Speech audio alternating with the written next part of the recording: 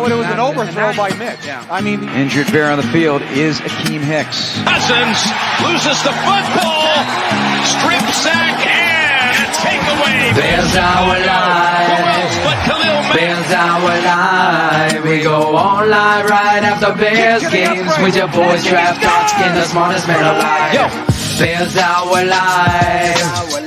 Bears our live. We go on live right after Bears games with your boys draft talking the smartest man alive. Rant up with the true analysis you expect. Raw passion for the show. Bears fans get nothing less. Locked in with real emotion and passion for every play. Coach Phil gonna bring that range, but in with facts like shade. Post game show like nothing else you're gonna hear. Some can try to copy, but our buckets are sincere. Delivering the truth on what just happened, to be clear. That's why we're on TV, so you can see it, not just hear. Hey, yo, with Draft Dr. Phil, you know it's always hit sticks. Splitting double T's like 96 Akeem Hicks. You can tell the shit matters. A bit love can be felt. Critical of Nagy cause the talent he's been dealt. Cause our life keeps growing. Shane's all knowing. Delivering the truth on how the QB's throwing. Dimes on time, just lacking fundamental. Whatever the case, we get hot like Cecil. Fiery discussions on what happened in the game. This ain't your daddy's postgame, so expect the fucking flame. Not for the average fan, a loss they can survive. But don't you worry. Bears Hour Live. Bears Hour Live. Bears Hour Live. We go on live right after Bears games with their boys draft talk and the smartest man alive. The rant legend. Bears Hour Live. Dr. Phil Bears Hour Live. We go on live right after Bears games with your boys draft talk and the smartest man alive. Bears Hour Live. Bears Hour Live. Bears Hour Live. We go on live right after The Tape Never Lies Network.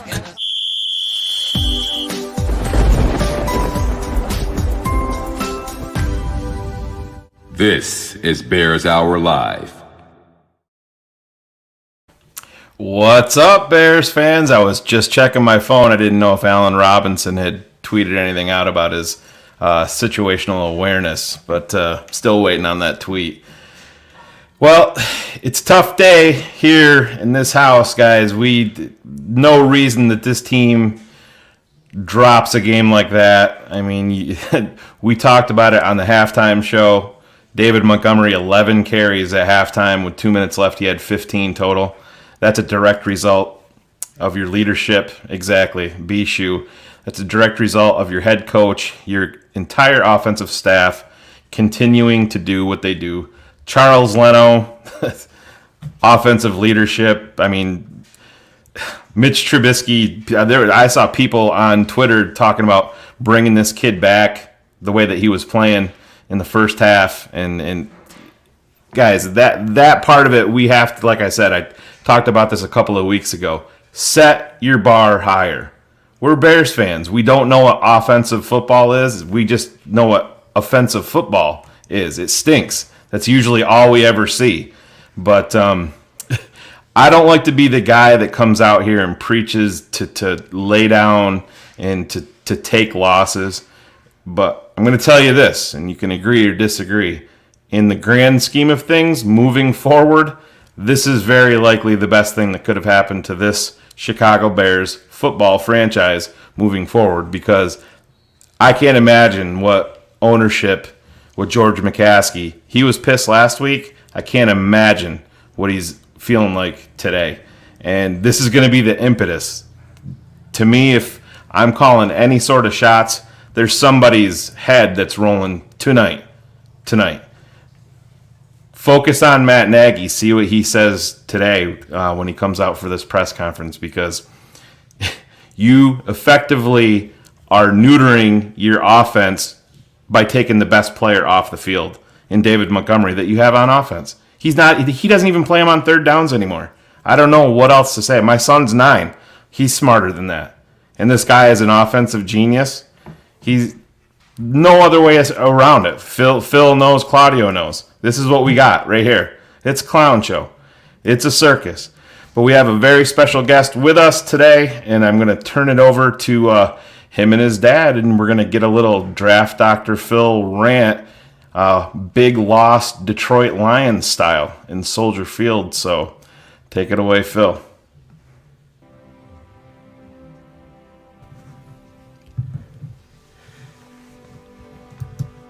What's up, guys? In the studio here with my dad. I am in shock, but I'm not in shock because, as he can attest, we're sitting there watching this team be coached, but be outcoached at the same time. When you have the extreme amount of talent that you have offensively as well as defensively, and you keep allowing a team that's less than you in the game, that's a showcase of you not being prepared, not being attacking, not having the aggressiveness and the attitude to say we are better than you and we're going to beat you. And not only did it not happen at home, it happened in a dramatic fashion and showcase of everything we've talked about for weeks. Lack of preparation, lack of fundamentals, no identity. As Shane pointed out, you have a running back that clearly understands the attitude, the toughness, the ability to win the game when it's on the line. Give him the ball, and you only give him 15 carries after he has 11 in the first half. You're up by 10 points. You come out of the halftime, and you're in the Arena League again, throwing the football around the field. You have no clue, no concept, no understanding of football in situations. And what happens? Let's take it through in my memory. Anthony Miller catches a ball. He's running to the outside. All he has to do is dip his pads and get up the field and make it 3rd and 2. Instead, he goes out of bounds. He goes out of bounds. It's 3rd and 4 now. Charles Leno holding after a big run by David Montgomery. Let's get a first down on 3rd and 1. Holding! Charles Leno. Situationally. Not necessary. Gets a hold. Pushes it back. 3rd down again. Charles Leno! Ushering him in there like he's an R&B singer doing a dance. Let's get him the fucking out of the fucking game! How about that? We've been saying it for how many weeks, months on this network, and guess who shows up? Shows his head, shows the walrus, the usher, the speed bump. He's terrible! How you allow that to happen to that football team is a disgrace of coaching. It's a disgrace of fundamentals and teaching. It's everything we talked about with Cap on Thursday and everything we talked about with this guy here on our last BHL last week. It's an embarrassment of football. Penetration. You're 30 points you scored and you still can't figure out how to use your toughness. The identity's number 32. I'll figure it out for you. I've been doing that for weeks. Just watch the fucking show, Nagy, you piece of shit. You have these fans that care, this team that loves the game, and you did exactly what I thought you'd do. Coaching, fundamentals, as Shane said. Allen Robinson, give him a contract. I want money. I want money. Well, how about get the fucking first down? Then we'll talk about money. Yeah, you're a good player, but I don't need a stupid player in situations. I'd rather have an average receiver that's going to understand where to get the first down instead of some guy that thinks he's so good, and when the performance is necessary, it's needed, he fumbles like his coach. You see how it all goes back full circle? The definition of football. A team is a reflection of its head coach. This guy taught me that when I was 13 years old, and I understood I gotta play every down like it might be my last one.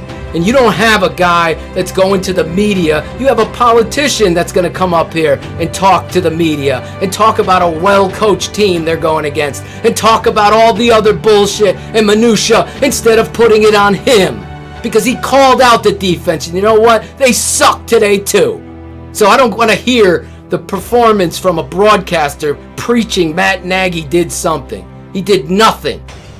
And the end result is a reflection of him. A Fetty on the ground, the ball fumbling, and Leno and everybody on offense soft as puppy shit. And that, Shane, is my rant today. Disgusting. Disgusted, overwhelmed, overworked. How many words do we have? I'm exhausted thinking about this game in my head. I don't think anybody was even watching you during the rant, Phil. I think everybody was watching your dad every time you swore to see what he was going to do. I told him, I go, Dad, I can't change. I get so fired up. I mean, this is a locker room culture, this show. I agree, Phil. Preaching the truth. You know me better than anybody, and I said this here watching the game with my family, and I don't like to be that guy, but to me, this is something that actually needed to happen, because this Bears team was going to go out and win a couple of games against Detroit and Jacksonville. And this leadership with this franchise is going to say, all right, hide behind COVID. And now you're not there. Now you're 5-7. They've lost 6 games. I think Claude said the first time since 2002? 6 straight? 6 straight, yep. It's the first time since 2002. I want to see Allen Robinson's tweets this week, because, I mean, you can't, I don't know what you're doing. He's got 4 games left in Chicago, man. You cannot, like I said, he's a good wide receiver. I understand it. He's the best of what you have. Where the Bears are headed, you cannot invest $17, $18 million a season into this guy. This has got to be a rebuild. You're going to have guys on defense that you can't move, like Robert Quinn. Obviously, Mack isn't going anywhere, but this is a franchise altering situation that happened today, and where I'm looking at, I know losing is never a good thing, but it just, to me, it speeds up the process of the inevitable that needs to happen. I would love for them to have shown McCaskey in the owner's box. We've never seen George ever displayed on television. We see Virginia, we see Ryan Pace, we see, unfortunately, Matt Nagy staring at his Greek diner play sheet every goddamn week. We don't see the culture, anything they're trying to present to the fan base as a difference or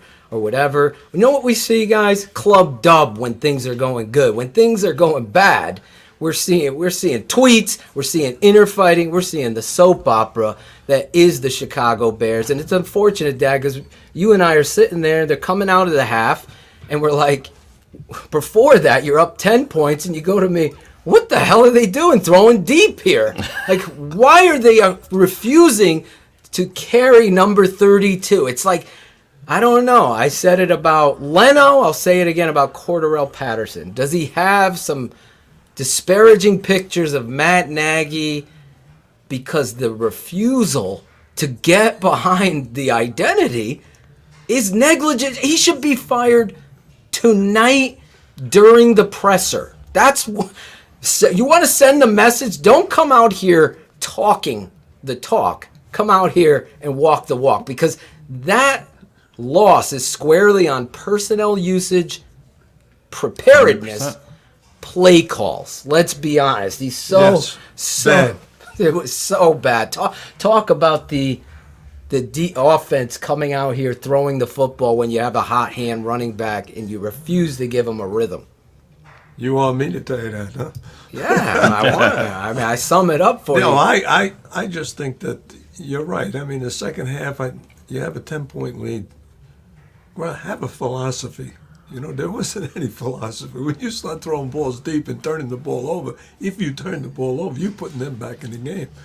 Everything right from this point on should be conservative and beat the crap out of them. That's what it means. And everybody has to be on that page. You have to win this game. This is your job. He knows it. This is your job. You got to win this game. He didn't play that way. Especially he fell right into the trap that he usually does. He does, and that's a showcase of a poor head coach. This isn't rocket science. Let me say this. Forget the identity. We've done this. They'll fucking write a fucking sports mockery story about it tomorrow, like we haven't fucking said it for 3,000 weeks, rather. Let me say this. Think about this drive backed up after the bullshit. You know what I'm saying? Yeah. It's second down. It's run the ball. Phil, run the ball. He's pulling 32 out on every single third down play. He's taking them off the field.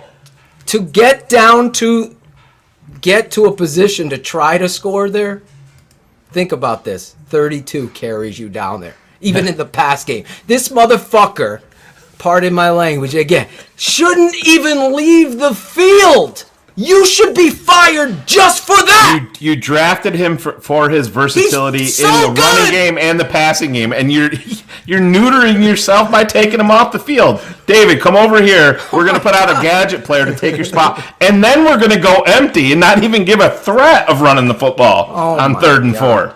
It was so bad at points. I just can't, philosophically, you're so much better. I want fans to know, to go crazy, because this guy, this shoe salesman, needs to be fired. Because Phil, we got the coach coming up. We got the coach coming up. I'm telling you, it's disgusting. Let's bring him up, Claudio. Where is he? Claudio's buffering over there. There he is. Yeah. Yep. Go ahead when you're ready. All right. Well, to start, obviously, it's pretty difficult, when you get into that style of game and to lose like that. Difficult. I again, with our heart-wrenching guys, it's never fun being in that locker room and after these losses, but just letting them know that there's stories in life, man, and we got to just understand where this is at, and there's not a lot of words that can be said. We have to do it with our actions, and so the guys are, we're all obviously disappointed, and that's a tough one. First up, Dan Wiederer. Matt, on the strip sack there, second to last drive, I'm curious your decision-making process to throw it there. Exactly. Communication before that play. Two passes. Two. He's got the water bottle. He got the Trubisky water. And we have to, we're backed up, where we don't really have the field position, so we have to get a first down. We have to make them use their timeouts. Oh my God, this guy's lost. We ran a play that's good versus all coverages. It's if they show man, great. It has answers versus zero. And then if they play He's defending the play call. Well. So we felt good with we had that. An unbreakable play. How about you run that every down? I saw from the jumbotron afterwards is kid made a good play around the edge and was able to swipe his arm out and make a play. Of course, I'd have to coach. go back and see, as far as the pushing up in the pocket and other guys are within the route and where that was, but we had to stay aggressive there and get first downs to make them use their timeouts and try to end with the football and win the game. Is there anything you say on the headset before that play goes off? No. I think the biggest thing is just that play for us is it's day one training camp, and it's something that all those guys know inside out. Yeah, JJ. Well, Mitch should have stepped up. Man, you should have stepped out. The word embarrassing a lot after the game. He's got the water going. What does this feel like? What does a loss like this now feel like? 6 in a row coming off the last one. Yeah, this one just the way it ended. I mean, we've been on the other end of so many of these, and now to have a lead like this and lose this way, it you're losing every way because you don't have an identity. They all sting. They all hurt. You don't have a culture. I think you could feel the excitement on the sideline for our guys to come out and have that energy and be able to put points up on the board. I thought our guys, we did that at on the offensive side of the ball. I felt like we were getting watch first the tape, man. We were moving the sticks, and then we were getting touchdowns. It's so funny, Shane. So that part was good, and it's right after the Allen Robinson play. We knew there's going to be games. I say to my dad, points, "What are you going to do here? You got to throw." That hurts, and, he runs. That's the truth. I'm the one that said it to you. Yeah, he's got to throw. Why is this team falling apart the last 2 seasons? Yeah, I don't know. I think that for us, all I know about is who our players are. Matt, how many boxes you have in your office to fill up today? I know that. That's your best question. This is difficult, man. This is the life of sports, and it's not easy. It's not fun when you lose. And the only thing you can do is continue to support each other. Oh my God, we got a great locker room, Ryan Pace. Could someone pull that Pace quote up for us for this show too? Matt, you said before that you understand that questions about your job status is part of the deal here. with another loss. What are your feelings about that? 6 in a row, Matty. But don't ask Laser. I don't get into any speculation. We're not on a losing streak. My job is to do is to make sure that each and every week I'm giving everything I can as a coach and as a leader, with these guys. So I have to make sure that I do that. Exactly, Coach Dre. That would be taken away from Say it's me, Matt. That would be take it for me or them, and I don't even. You're never gonna have. You don't beat you. You're a fucking finger pointer. That's what you are. Matt, you're a play designer. You're a glorified position coach at best, running a fucking charter franchise. To that performance. Well, we're playing a good offense and a good quarterback, and but I'll have to go back and watch the tape. Did I tell you? It's a clockwork. Early on, what it felt like for me was just you saw we're playing a great team and a good quarterback. Gotta go back and watch the tape. I thought that was big there with some of those. We got them into where we wanted them with third down. Where's my boy Adam Rank? Is there room on the comedic tour? That right there for another bald-headed beard man. The one drive where we had them, I think they were at the -4 yard line towards the end of the game, and -4 they went down there and scored right before the 2 Where's that? That's the one probably that we'll look back at and say, man, being able to get them to take more time off the clock and or hold them to at least minimum a field goal. But this is hard to watch this guy. I have a lot of belief in these guys. I love these guys to death, and regardless of the side of the ball, he's so worried about his friendships in the locker room. That's where this is right now. Jeff Dickerson. Yeah, Matt. Yeah, thank God. Hey, Jeff. We can't hear you. We're gonna come back to you here. Maybe Mitch couldn't hear Matt's play calls too. A little bit on what Pat said. You got 4. Okay. We're gonna go to Brad Biggs. Oh, Biggs time.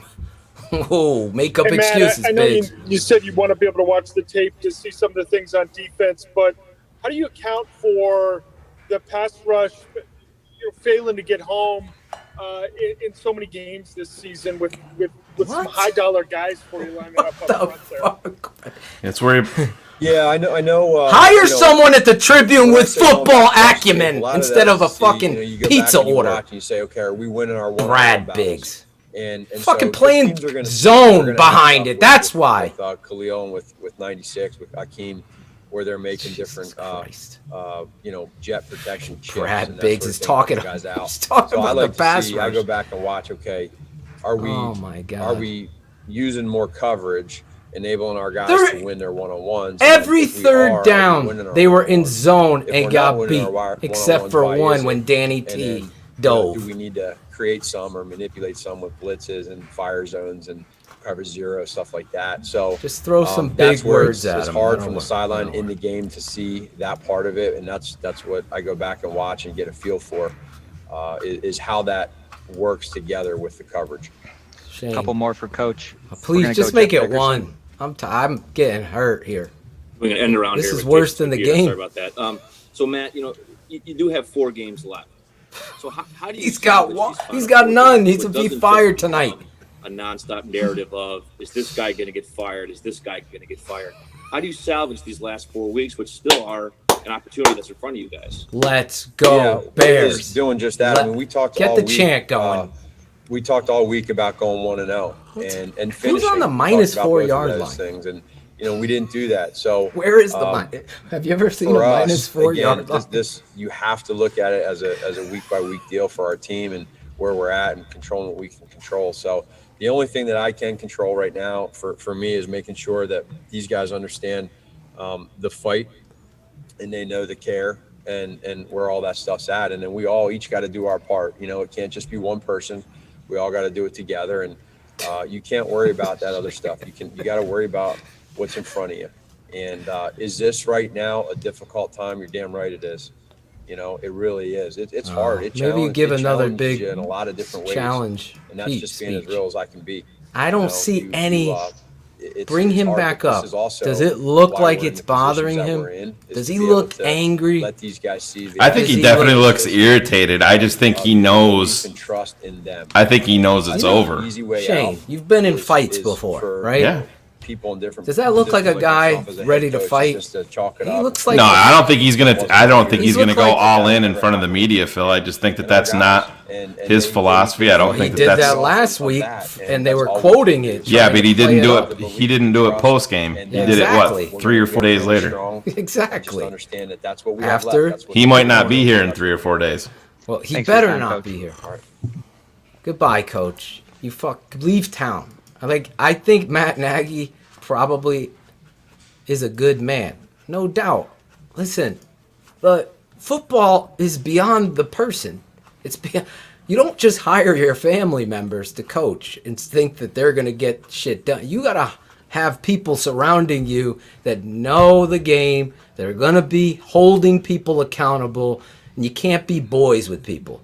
I'm not the fucking guy that you're going to talk. I do the tape. You ain't getting shit by me because the tape is telling me the truth about Khalil Mack and about the defense and about situational football. There's nowhere to hide. Leno sucked. You heard it first at this network 5 years ago with me. He's continued to get worse after he got paid. Who shows up today? Leno. Who's arguing in the media about wide receivers go to die? Not defending his boys, liking the quarterbacks, go to all that social media? Allen Robinson. Who fucks up in the game? Allen Robinson. Who doesn't start the game, is inactive? The fucking one kid that's blocking and working his ass off. He's inactive today. And Riley Ridley, the fucking chump, sucker punch, suspended guy, he's out on the field for his one catch, Shane.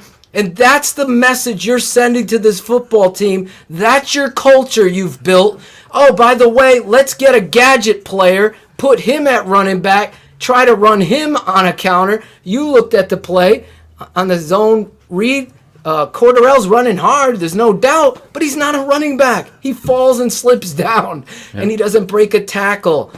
This is this is on Nagy, okay?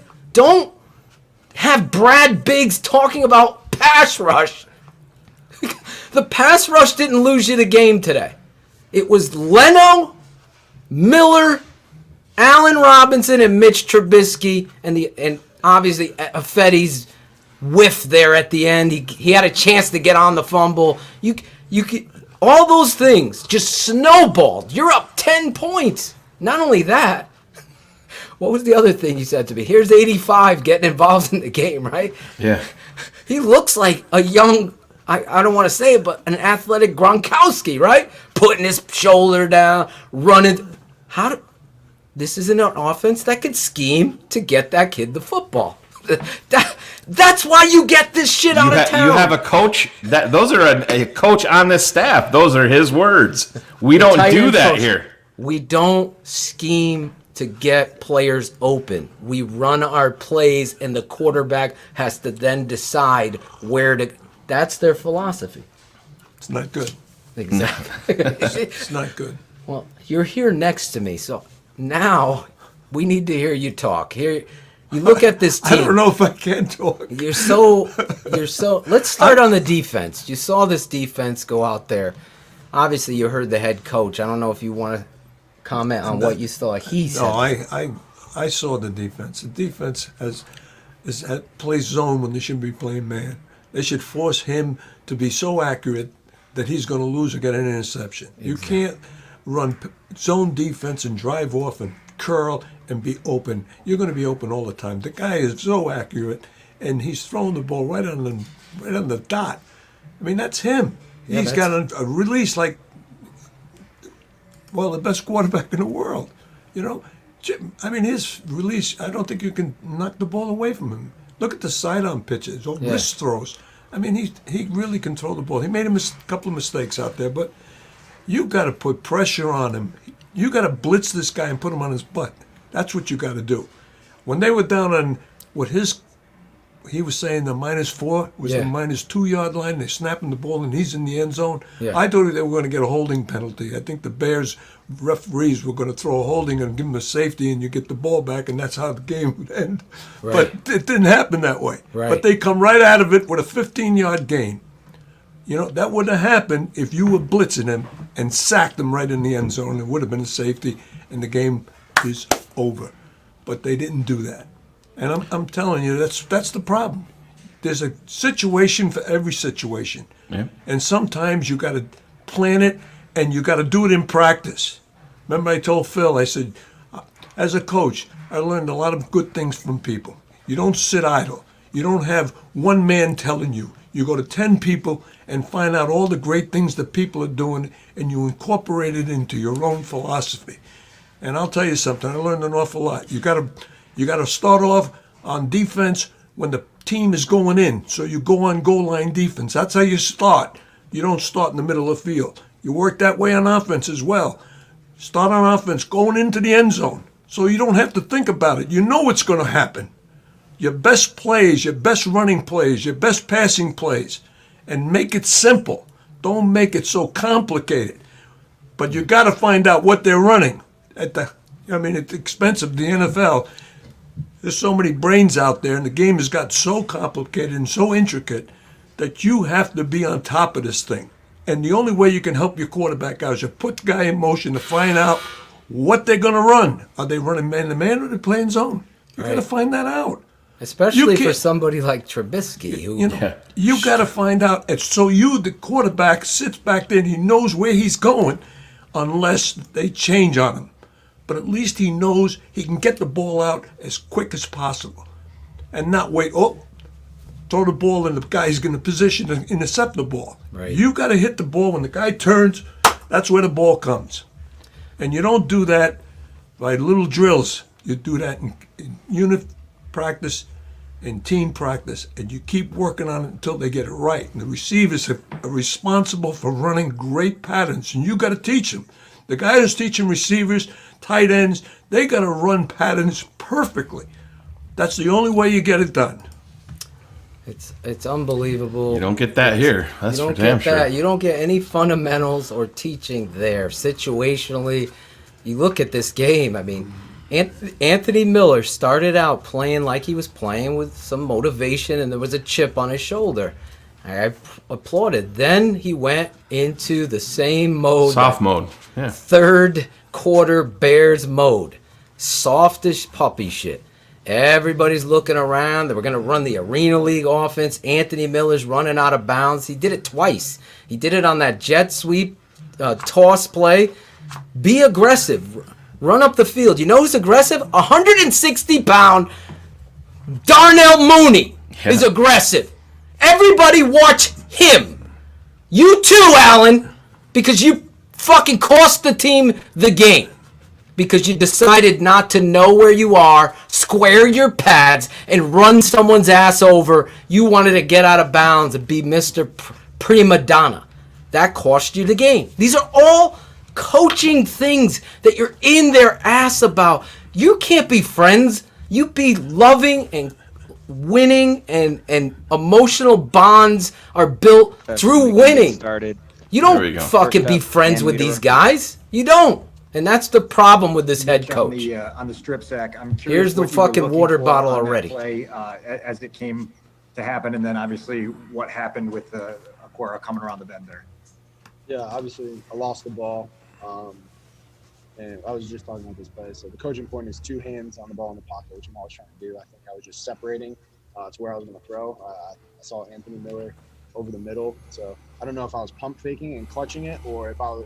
He doesn't even know what he was doing. He's got to review the tape. So he started his throw. I saw that. He started his throw. He's starting to come up with his throw. We emphasize that as an offense. You turn him up a little, Claudio. I can barely hear him. You got to give him credit for that. But always trying to take care of the football, and it was just an unfortunate situation. But happens. JJ. Mitch, you've been through one coaching change already here in Chicago. Do you think about that at all again with Coach Nagy right now? And if you do, how do you handle that? What does Mitch care? He ain't gonna be here. I'm taking it one day at a time. That's all we're promised. And my job is to continue to make sure this team is sticking together, make sure these leaders are sticking together, and my God, continue to uplift our teammates and the people. I agree, Brennan. The tape we're in a tough situation. Never lies. We don't want to be in this situation. But I don't believe negativity or holding your head down is going to help us Listen, get out of this. you So could gotta be a believe Mitch that supporter or we're gonna hater or turn whatever. around You got to and give continue to stay Mitch a positive little and just room continue to work harder. when We'll hope it's turning around. So the that's coaching what we're focused neglect on, is and so taking it one day at a time. dynamic. And It really is that's it. on both sides today. Mike Berman. It's just showing itself. Just showing itself. You have an opportunity. Mitch, You have no killer instinct. That's taught. Game until that, that last moment there. How do you kind of summarize what you did on the field today? I only heard the last part of your question. How do I summarize? I said sorry if it's not working well. You Sorry. Virtually mistake-free game the entire way, and then the one mistake at the end. How do you summarize, put into context your game? You can barely hear this guy. Yeah, too. you'd like to have that now. You'd like to not have that one He's mistake. got Claudio's fan blowing. I thought I went out there. I played efficient today. I thought our offense was efficient today. I thought It's we not did a you, good job Claudio. of mixing in the run with the pass, and I thought we were balanced. I thought the O-line did a great job of protecting and establishing the run game. I thought our backs ran really hard. David and CP ran their tails off. So it was really fun to see. It was fun to watch and be a part of. So we had one mistake at the end, ball security. So we emphasize that. And keep working the fundamentals. But that was my goal today, to go out there, play efficient, try to be mistake-free. And we had one at the end that hurt us. But I think we can continue to keep looking at the positives. We keep making leaps as offense, but we got to continue to just keep getting better and keep scoring more points. And I think if we continue to play with that efficiency, that good things will happen. You got to believe that. Jason I don't put this loss on Mitch at all either. I put it on Mitch, why have the fumbles continued to be an issue for you? Why hasn't that gotten fixed? Oh my God! Continue to be an issue. I mean, it was last week and this That's week. not on him. So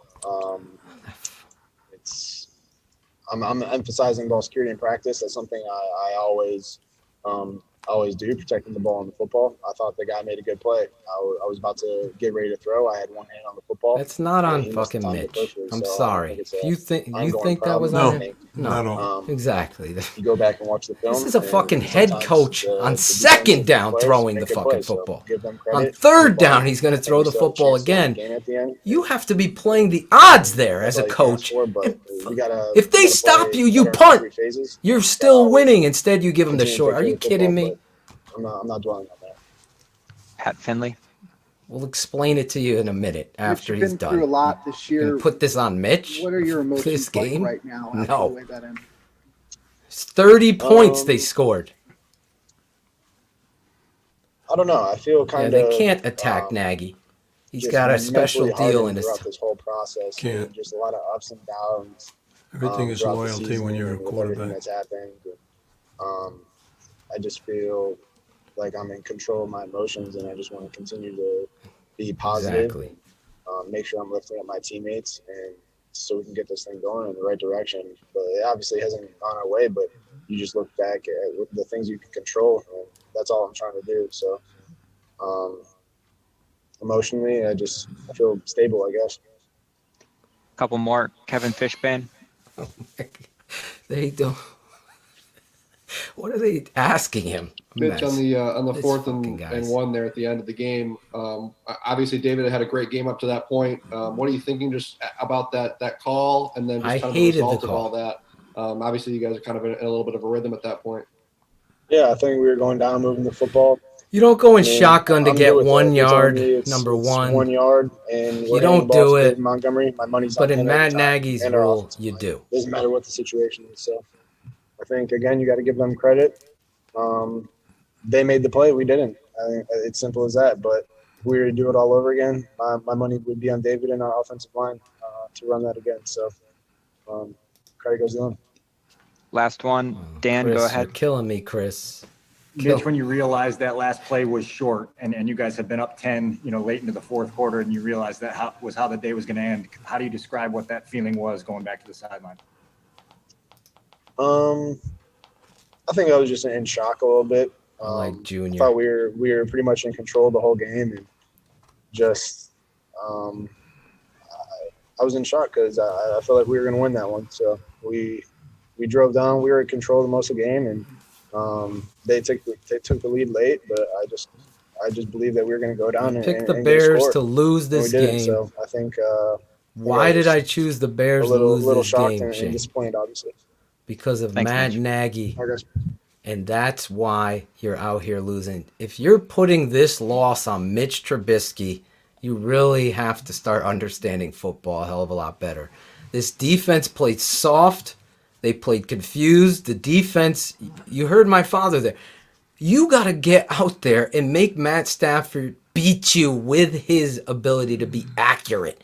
You have to frustrate him to the extent where he's just starting to throw shit up in the air, and he was doing that at points. Don't talk to me about Khalil Mack and Robert Quinn and all this shit. Look at the tape. It's going to tell you the truth. They're getting after it. It's 3-step drop game, triple teaming Mack. There's a tight end, there's a chip, and then there's a tackle blocking him.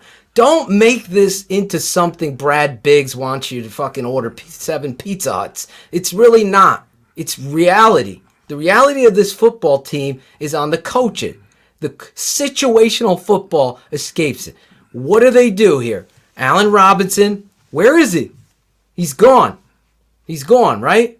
He should know the situation and get the first down. You're a Pro Bowler, right? He doesn't. So what does the coach do? He runs right into the problem instead of understanding when you're supposed to be throwing, you're running. When you're supposed to be throwing, you're running. And it's the opposite with this guy. He doesn't get it. And you don't ever, I hate this, ever go into shotgun to get 1 yard especially in that situation.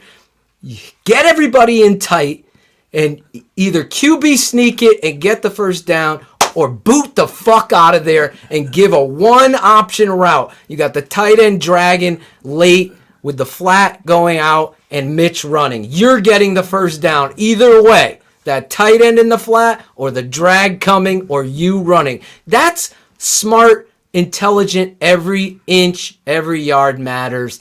Talk about that situation there where the Bears get in shotgun. It's 4th and 1. They're driving down 4. And basically, David Montgomery's carried you down the whole field. The whole field on dump-offs. Mitch is doing his job. Obviously, you don't run 4th and 1 out of shotgun. Go ahead. I don't believe it. I believe you. I guess I'm the type of guy that always wanted to be under the center, and I think that's the key thing.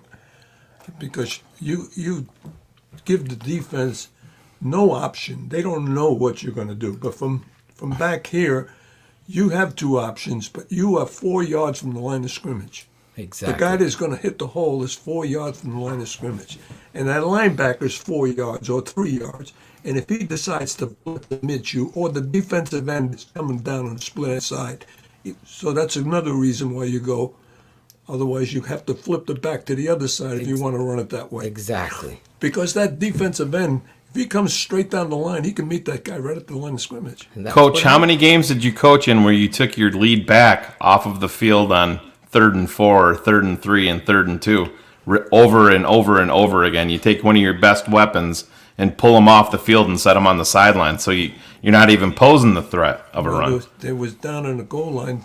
I want to go on the other side of the ball right now because I watched Big Mac over there on the sideline, and there was a couple of key plays Imagine that he should have been in the game. Yeah. And then on the other side of the ball, you're right, that guy Montgomery, I mean, he's one heck of a back.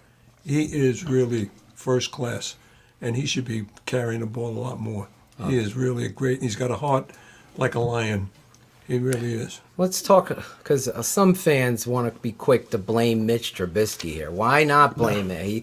He got the ball stripped. Listen, is this network not going out of their way to put the blame and the spotlight on all the things that are true? I am not going to blame Mitch Trubisky for standing in the pocket as the play is called by the head fucking coach or Laser, whoever made these last... We're up 3 points, and you got the ball down in your own end. You have possession of the football. Your mentality should be chess. I am going to keep this ball away from them at all costs. What happens when you throw the ball up 3? There's 2 bad things that could happen. There's an interception. Actually, there's 3 bad things. There's an incompletion, which stops the clock. And there's also a strip sack or getting sacked and a fumble. Well, that's a 75% chance of something bad happening. That is the difference. So at the end of the day, when you're miking up your instant pizza or your coffee, understand situational football is escaping the guy there. What do you do there? You spread them out, you get under center, and you give the ball to 32. And he breaks 6 tackles and gets you to 2nd and 3. Then you run sprint draw, or you boot out there with the one option. Mitch, you're running for the first down. Mitch gets the first down. Guess what? Ball game. And that's how football is played. That's why I always preach the head coach is so important. I can answer, Shane, your question. I was his lead back. I know. That's why I was saying it. I would have sat his ass on the sideline too, Coach. I remember Shelton game. I got fucking lit up in the back. It was 3rd and 1, and I lost my breath getting hit in the fucking kidney. Right there, right in the back. I couldn't even breathe. I'm on the ground. I'm over by our sideline down in the valley. All I hear is my dad, "Get up, you son of a bitch. You got it. We 3rd and 1. Let's go." So I'm like, oh my God, I'm done. I don't even remember the play call. We got the first down. We keep going. That's football, though. You're 100% right. But I didn't have a backup. So no wonder he was on the field, right? No, we had some. I got to tell you something. When you said the lead back, you got to remember there were 2 offenses that I ran in the 32 years as a head coach. One was the I formation, the other one's the wishbone. Yeah, there you go. And I ran the same plays, believe it or not, from both of those. Yeah. Okay? The wishbone was a little unorthodox. We ran the triple option, but we ran a lot of counter plays. And we ran a counter option that was unbelievable. I had a 220-pound running back, and he was dynamite when he hit that hole. And we also ran a play that he was famous for. This guy right here is the pop play. The shortest distance between 2 points is a straight line. Yeah. And he read that tackle's block like nobody else. That tackle was told to take him any way he wants to. Phil will find a way. And he went outside, inside. 5 to 6 yards. That's all we wanted. I didn't run out of bounds. Running that offense, Coach. Now I know why they came after you in Syracuse, because that's the Syracuse Orangeman offense for years and years and years and years, right there. Well, he was friends with all of them. Yeah, I was friends with George all of them. DeLone, George Pascaloni. Yeah, all those guys are good friends of mine. But listen, he did run a lot. You put the run and shoot in one year. We're running midweek. We're running Army's offense, running the inverted bone out of wing. We put Delaware. So we did a lot of things. You got to remember one thing. I was coaching. Phil can attest to this. I was coaching a team that was a 2 high school town and didn't have a lot of talent. Right. And we were playing teams that were tremendous. And all those years, I mean, I come up with a winning record. I'm not the greatest, winningest coach in the world, but I'll tell you one thing. I always got the best out of what we had. And our kids always played with pride, and they cried when they lost. And I think that's what I want to express right now. I want to know how many of those guys in that locker room tonight are crying. Great. Not many, if any. That's a very important point. You work so hard for something, and you got to leave it out there. You play like there's no tomorrow. That's how you play, and you as a coach determine who the guys you can really trust. And when you can't trust number 72, you get his butt out of the hell of the game. And I got to tell you something. There's somebody on that bench that can take his place and do 10 times a better job. But there's something going on there. There's a political thing going on here. Yeah, it's money. Yeah, that's what it is. It's unfortunate. Not political, it's financial. It's unfortunately. Well, that's political That's part too. of politics, right there. And that's the unfortunate thing, because the team suffers. Mitch suffers. Think about Leno real quick before we get to our next segment, bringing some fans on here. The holding penalty sets up the whole tide of this comeback for Detroit. And I'll tell you why. Because you're running with David Montgomery, and it starts to feel like you're finding your identity finally, this coach. And then Leno on the 2nd and 1 holds. Now it pushes them back. Now they're throwing. Now you ruin the whole momentum of your team up 10. You're about to go up 17 or maybe 13 there, and the whole momentum of the game goes. Then, let's go back. They score, so now they're up 3, and Leno lets up that fucking sack. Like, I mean, oh my God. I mean, that's high school. Former offensive, I don't think he'll be upset if I share what the text I got. Former Bears offensive lineman Steve Edwards texts me after that sack. The Walrus up to his old tricks. He can't even have strength and focus on his assignment in one-on-one to protect this young quarterback. And it's the truth. It is the truth, Shane. It's sad. I'm glad you pointed out Leno, because it's like everyone thinks this network is going out of their way to pick on. I would have Charles on this show and say exactly. I'm not a pussy. I don't care about the reality. I want this. You're not going to make him a highlight tape? I'm not going to make him a highlight tape. The only highlight, I'll show him what he did on national television with a second-year defensive lineman from Michigan just abused you like he was Reggie White, just tossed you and tumbled you over like a fucking sack of potatoes. You look like you should be changing diapers. Forget about blocking left on the NFL. And then today, it just keeps getting worse. It's sad because I thought the rest of the line, even in Fetty, played really well until that last series there. And, Fetty letting that, he should have recovered that fumble too. And again, I don't blame Mitch. I saw some fans really blaming Mitch. But let's go to our next segment. This is where we bring one of you on. You guys wanting to come on the show, talk some Bears with my dad, Coach Atoshin Sr., Shane, the smartest man, and myself. This is how you got to have hype, though. You can't come in here soft like Leno.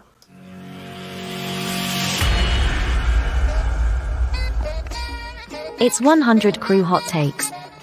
Phil and Shane bringing on a fan to talk Bears and what just happened in the Bears game each and every week. You have to have hype. Phil's always telling me to hype. You can't be flat. So be ready, be prepared, and bring your passion. I had hype coming out of my ass. It's 100 Crew Hot Takes. Hashtag Spencer Strong. Those are big time fucking throws.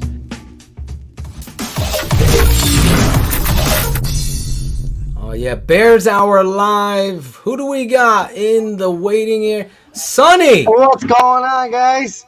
There he is. Sonny, where are you from, first of all? Guys, I'm right now I'm from Michigan. We just recently bought a house, so I'm in the Lions territory, man.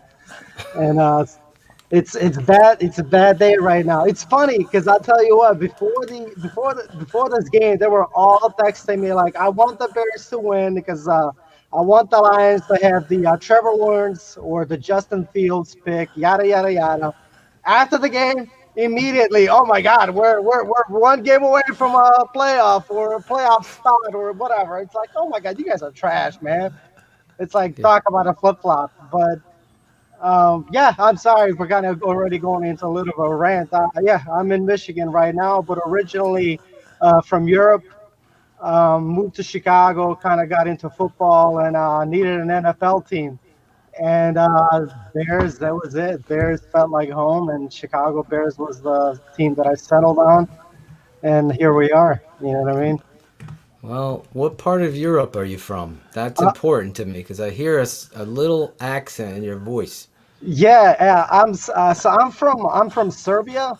Serbia. Yeah. So it's a country that's kind of bordering close to Italy, Greece, Croatia.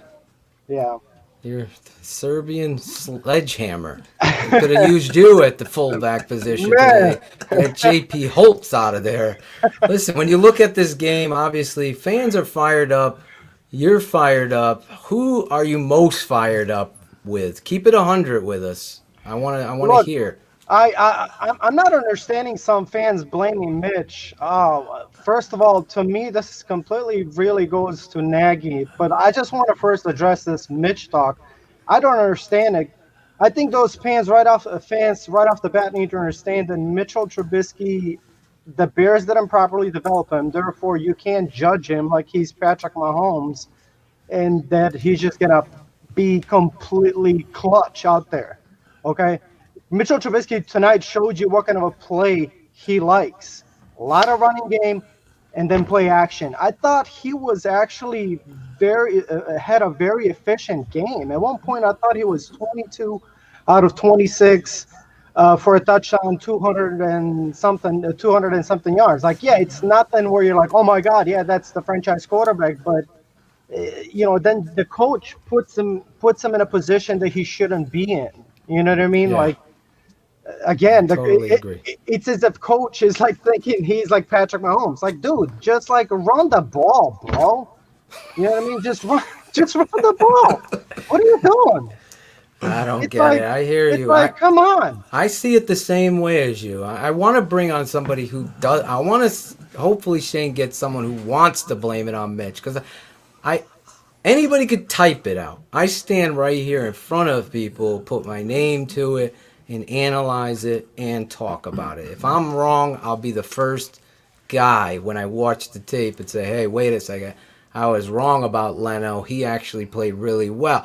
I'll do that. In this case, I already know what I'm seeing today. I was sitting with my father.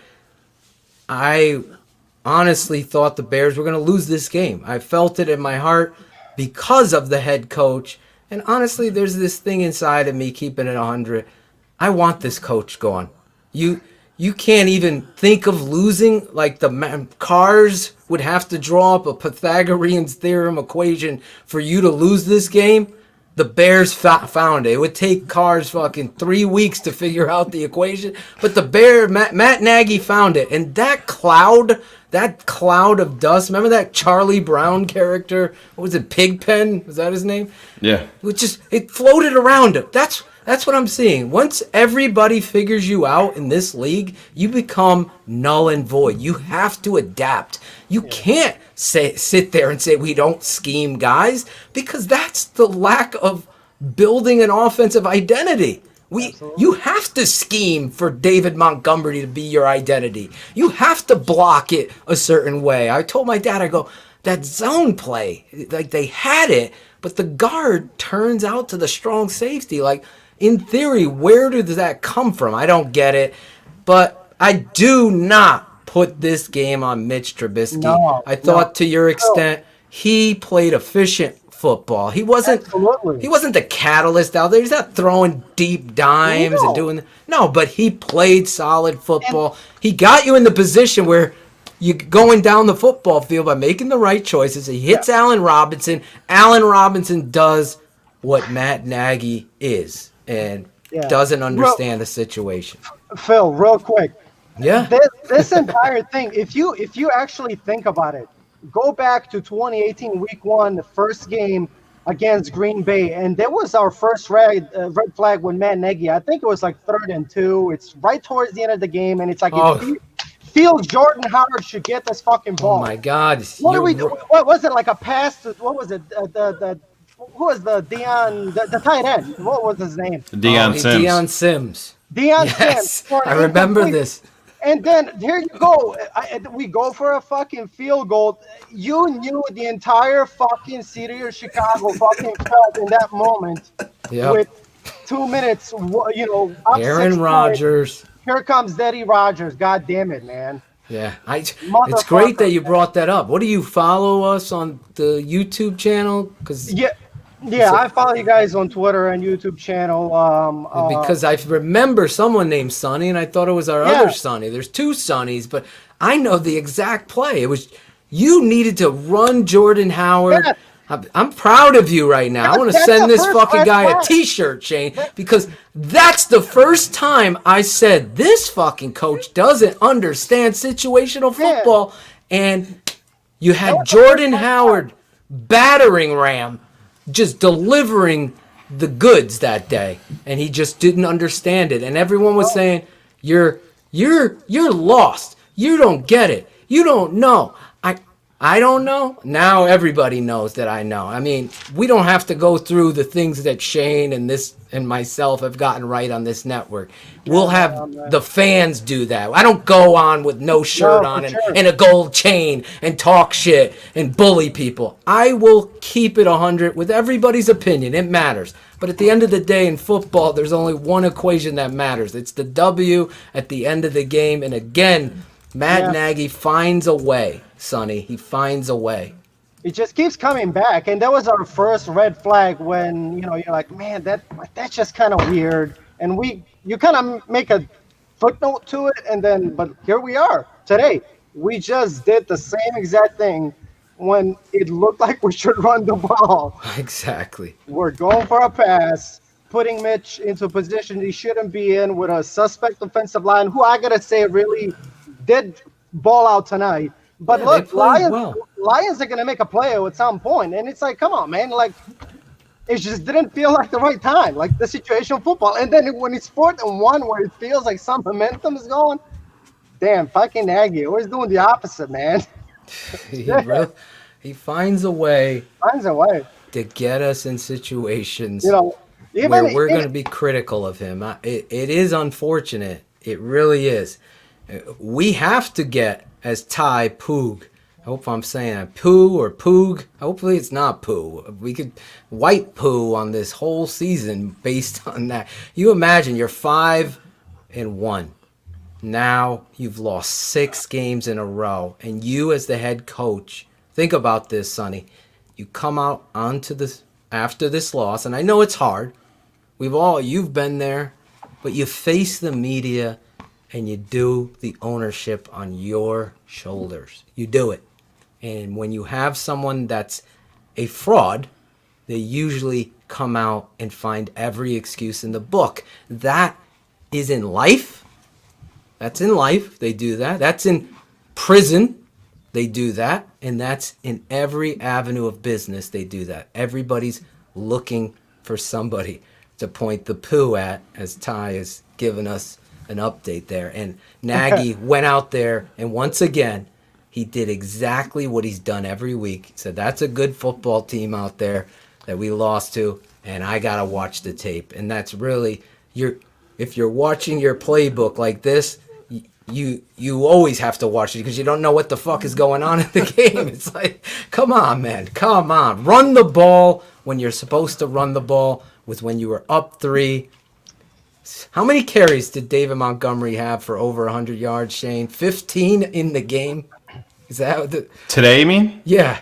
He had 17 total. He had 11 at halftime. He had 11 at halftime, and then he got, let me do the math now, 6, I believe.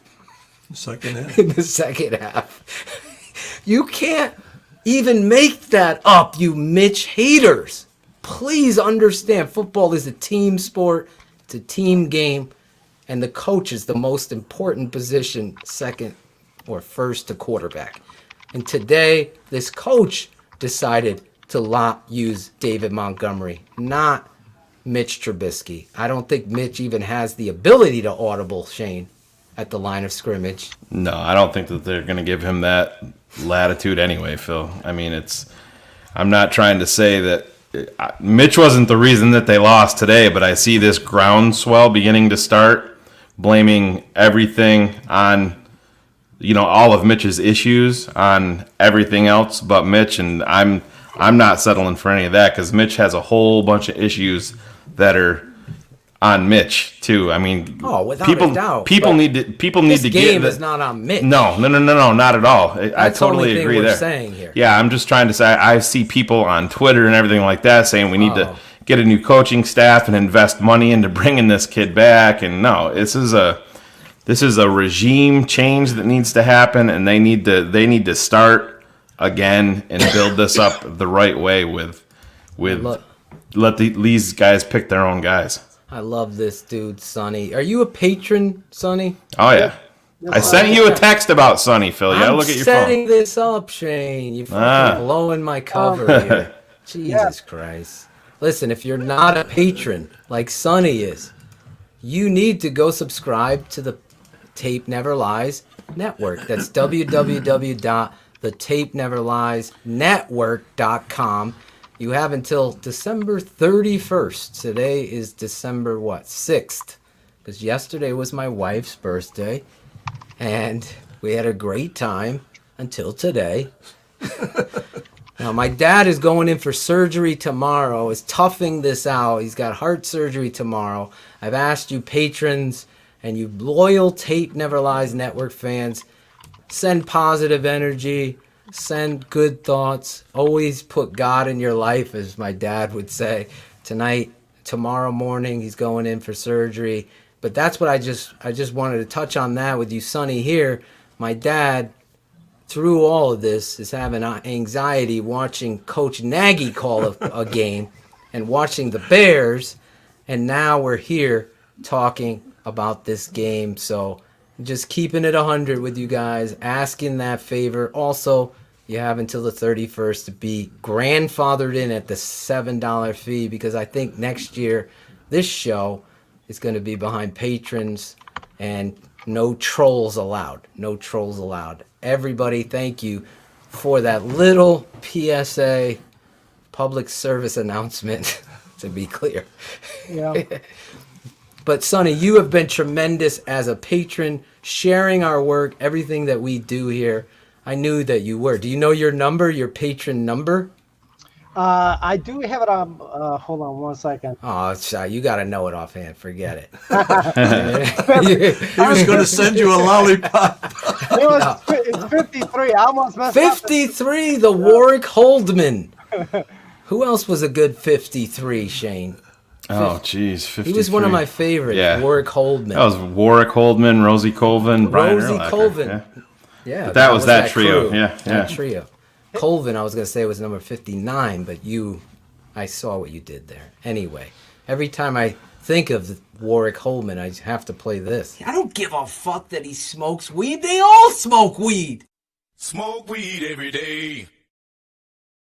I don't think my dad's ever seen that one, Claudio. So anyway, Sonny, you have a final thought before we let you go, or anybody you wanted to thank? Yeah, you know what? I'll really thank you guys right at the end and give some shout outs. But I did want you guys to discuss. Me and Shane talked about it, and he probably can share a lot more on some of the angles that I was talking about. That me and him had a conversation yesterday. When it comes to Mitchell Trubisky, I do feel this kid is unfortunately really been put in this situation where we as a franchise have failed him. If you listen to ESPN 1000, you had a guest on your show, David Kaplan, for the new listeners here on tonight. He shares a story when he meets with Ryan Pace, where Ryan Pace tells him right to his face, we have a plan for Mitchell Trubisky, and he will not play in year 2017. And then obviously Mitch ends up playing in 2017. If there's one thing I learned from Ryan Pace, is that dude does have conviction. So if he had a plan that Mitch wasn't going to play in 2017, a guy that he moved up so aggressively to get, as if he's getting Patrick Mahomes, he still had a plan and conviction that my guy wasn't going to play in 2017. Something happened that I think we obviously put Mitch in too early, that I think completely messed up with his development plan. Because at the beginning of the season, when you listen to Ryan Pace, they had plan A, and then mid-season, they're just like, oh, Mitch, scratch that. Come on in. We're starting you week 5 against number 1 defense, by the way, the Vikings. Yeah, well, I mean, Jesus I Christ. get what you're saying. I will say this. Ryan Pace was the other guy who signed the Mike Glennon to cover for Mitch. Yeah. So that was the move, that impetus for Fox. The issue is that Fox wasn't Pace's guy. So Fox, if there's this plan, if there's this plan that we're not going to play Mitch, and you just lost a horrible game in Green Bay, you got embarrassed. Fox knows he's going to get fired. He needs to do something. So if Pace is like, hey, the plan was don't play Mitch, the coach is like, hey, I'm the coach, man. Get out of my way. Yeah. And since that wasn't his guy from the get-go, they weren't on the same page. If Pace hired this is George's fault. It's not that he hired Ryan Pace. It's that he Ryan Pace and then imposed Fox on him. He should just let him pick his own coach, so that way they work together as a team. They're invested together as a team on the same guy. Listen, if you haven't heard the interview with David Kaplan on Keeping It 100 on the Tape Never Lies Network, you gotta go back and listen to it. He confirmed all of the things I've been saying with conviction and was talking about Ryan Pace, Ernie Accorsi, the whole gambit of unprofessional, wannabe corporate professionals running your franchise. If you haven't seen it, go over there. If you can stomach it today, probably do it tomorrow when you get over this win. But it is informative. It is the truth. There's a lot of fingers to point, ownership on down, obviously. But the only thing you can do is change. This culture right now under Nagy is awful, and that needs to change first. Before, if you have a flat tire, you got to put a donut on it to get it to where it needs to replace it. So that's where we got to start first. Everything else from there, Sonny, I think will go on. And I know we got another guy in the bullpen. I appreciate your support. Absolutely, prayers to you and to your dad. And real quick, you know how Seattle has 12 man, to kind of help him succeed. Nagy should petition to NFL. We should have a 13th and 14th man, because that's the only way his offense works, man. maybe if we have 14 guys on the offense, maybe we work. So that'll be our little edge. Adam on the outside to help those tackles, right, Sonny? Man, everything that works, brother. Just put a tight end outside Leno on third down. Yeah. You're good. Right? They still haven't figured that out yet. Yeah. I don't know. Yeah. But you are the man, man.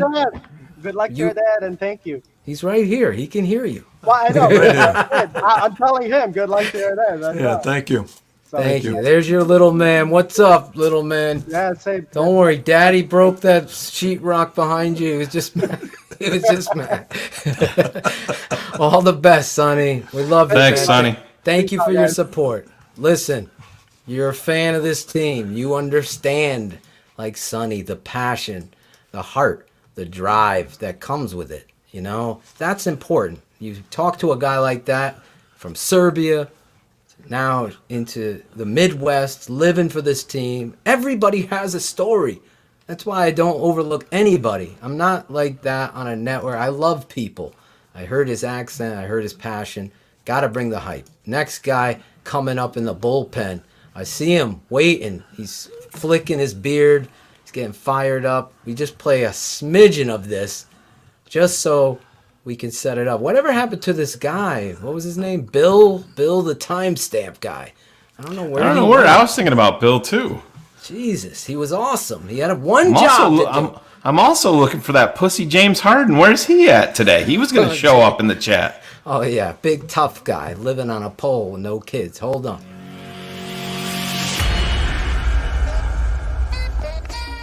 It's 100 Crew Hot Takes. Phil and Shane bringing on a fan to talk Bears and what just happened in the Bears game each and every week. You have to have hype. Phil's always telling me to hype. You can't be flat.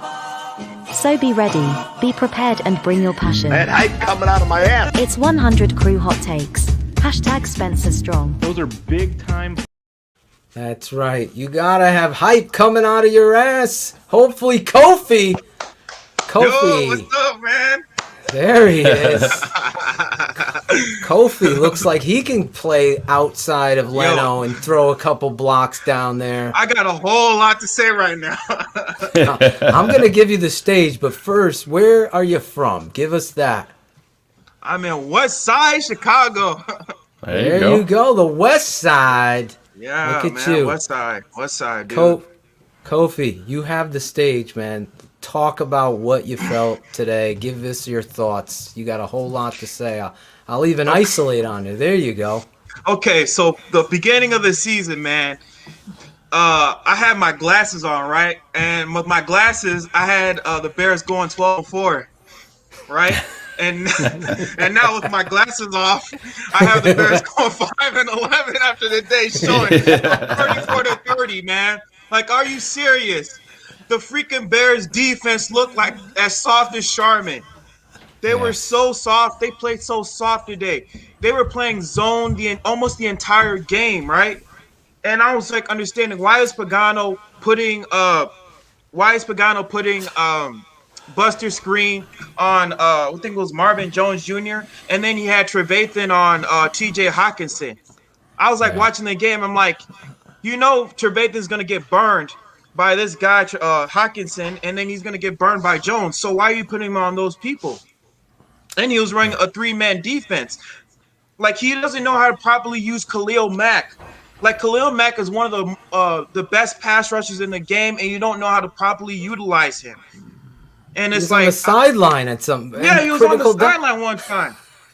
I'm like, what are you doing? They're backed up in their own end zone, and that's when you have to have the guy on the field. That's why you paid him. That's why you paid him all that money, brought him here. Not come on over here. You just made that tackle over there. Say thank you, Jesus. He's not here. Exactly. I got this guy to block. I mean, if the Bears need a defensive player, I'll be on there because I mean I'm pretty big enough to take on those guys. Yeah, we need an offensive player at this point. Defense, I felt like we need an offensive tackle. If you could do that, we need somebody that's gonna go over there and fire out for this football team. And even if you're calling a run play at that last thing, at the end of the day, obviously I'm going to get to the tape. I'm going to give you the coach's angle, and we're going to see who fires off the football and who doesn't and why that play isn't successful. I knew it wasn't going to be successful as soon as they got in the shotgun and decided to run.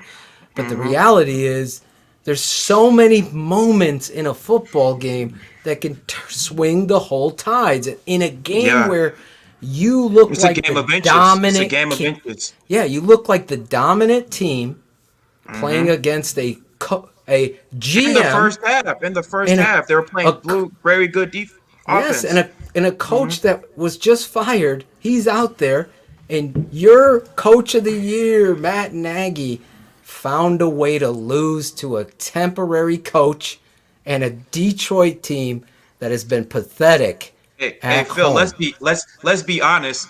Nagy is not coach of the year. That's Vic Fangio. He's a fraud, man. That guy's a fraud. He's a shoe salesman. Vic Fangio was the coach of the year. He was the one that led that Bears team to 12-4, not Nagy. There you go. He was. Yeah, there you go. Shoe salesman. He is the shoe salesman. And just think about it. He's got the clown now. He does two jobs. He's got two jobs to do. Yeah. All of a sudden, Matt Nagy truthers have crawled into a dark, cavernous cave, and it's a lonely, desolate place right now because the truth is always the cream rises to the top. You always say, right? And Matt Nagy has showcased the true identity of who he is. He can't figure out his team's identity, Shane. Like this team played with no heart. Well, especially the defense played with no heart. But the offense, man, David Montgomery, man, like that guy's a beast. I'm really sick and tired of like a lot of people saying that David Montgomery can't play. Like this kid can play. Like he really can play. He had 3 touchdowns in the first half, man. 3 touchdowns. He does. You do look like Horace Grant. I was trying to think. Bringing those we needed those white gazelles. You come in I actually played basketball. Did you? Yeah, I actually did. Yeah, I did. How tall are you? Like, I'm 6'6", 250 pounds. Jeez. Can you play left tackle? Yeah. Hey, man, I could do it, man. If they want me to play tight end, I will play tight end. I don't care. No, we want to tackle, man. I'm giving you an opportunity. They make big money. Don't worry about the ball. Can you cut hair? We need a new barber, too. Oh!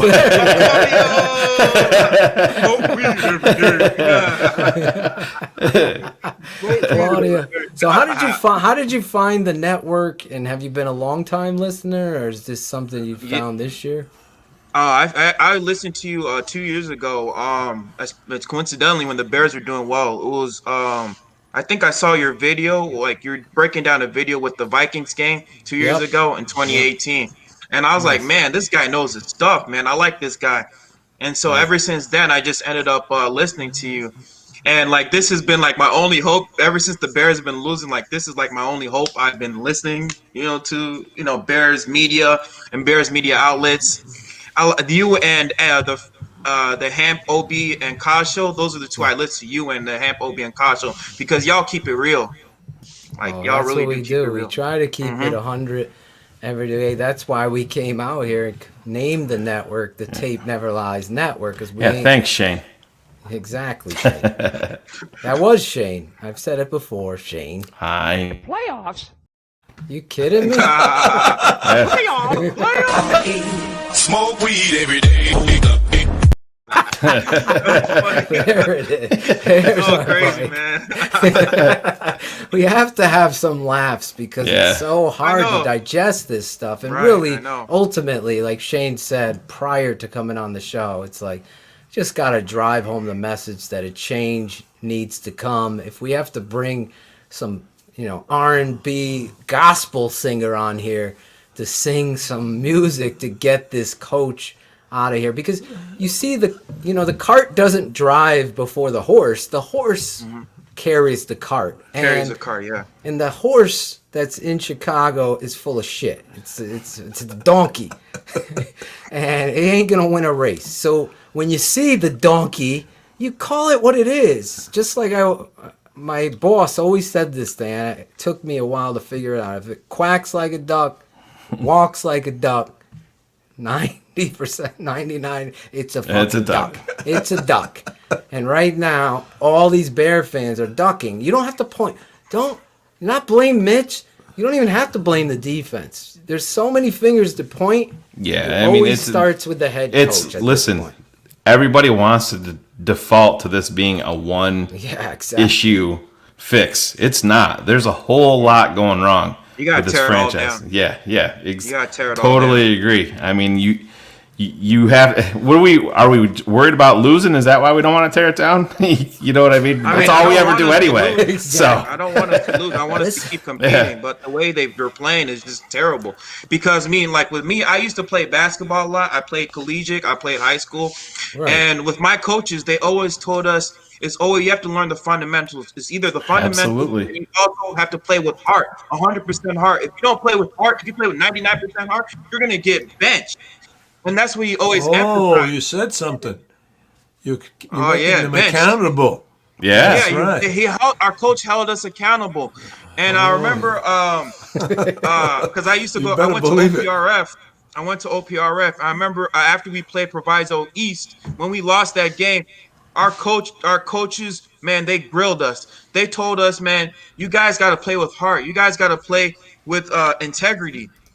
And I remember that speech that he gave us. I remember that speech that he gave us, and we took it to heart. We took it to heart because that hurt us personally. And I don't know what's going on in that locker room with Matt Nagy and with all those coaches, but I do not see no accountability. I don't see no heart. I don't see nothing going on with this team at all, and it's so sad because this is the charter franchise of the NFL. A lot of teams should be looking up to us. We should be like the model franchise. It shouldn't be the Dallas Cowboys, America's football team. Screw the Dallas Cowboys and screw the damn Green Gay Packers. I don't care. They're the Green Gay Packers. Yeah. And then the Golden Girls. It's unfortunate, man. It's gotten to the point what Tai Poo is saying. We are at rock bottom. You just lost to a Lions franchise that's is in disarray, that lost, that have hired a coach almost every year. They just fired their GM and their head coach, Matt Patricia, last week, and they come to Soldier Field and beat you in an epic fashion of coaching negligence that I've ever seen in Chicago. And if you are going to stroll this fucking fraud clown shoe salesman out there tomorrow and allow him to talk down to his team, who he did last week, and his defense and the performance, which, by the way, might have been a showcase to F you, Coach Nagy, because you're not doing it for us. I don't know what to tell fans at that point. I know we'll be here destroying this franchise. I know we got Lemuel Stinson, former Chicago Bears defensive back, coming on the show this week on Keeping It 100. He's going to be talking about his team and his experience. Yeah, 1 second. And he will talk about the glory days of being with Ditka and seeing what the McCaskies and ownership did back then and to what he sees now. It's going to be exciting to hear his point of view. And then we're locking in a few more guests coming up this week. Adam Rank is coming back on the 19th. He's going to be talking about this Bears right after Deshaun Watson comes to town. How about that? Oh, wow. Next week. Everybody thought you were going to say Deshaun Watson's coming on the show. Oh, I wish. I wish he was our quarterback. Go ahead. I want to go finish your point, Kofi. I'm sorry. And also, I just had to take care of that business. If I'm McCaskey, I'm firing Ted Phillips, I'm firing Pace, and I'm firing Nagy. And the reason why I said Ted Phillips is because Ted Phillips, I know this is kind of redundant, but Ted Phillips has been the president since 1999. And a lot of people say that, oh, he doesn't have no influence over the front office. But let me tell you this, man. In 2001, Ted Phillips passed over LaDainian Tomlinson in 2001 in the 2001 NFL Yeah, he draft. he overruled the trade up. Yeah. He overruled the trade up. In 2005, we passed up Aaron Rodgers, who was a pretty good quarterback coming out of Cal State. What else? In 2012, the same draft class that Russell Wilson came out of, we draft Shaylin McClellan. McClellan. And ever since 1999, we've been to the playoffs how many times? 5 times, and we only have 3 playoff wins. Yeah. If that doesn't tell you that you need to be fired, I don't know what else does.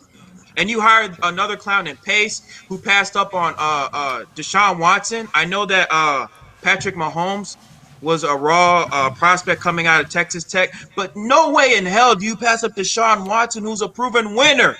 He wasn't even their number 2. Patrick Mahomes is the second quarterback on their draft board.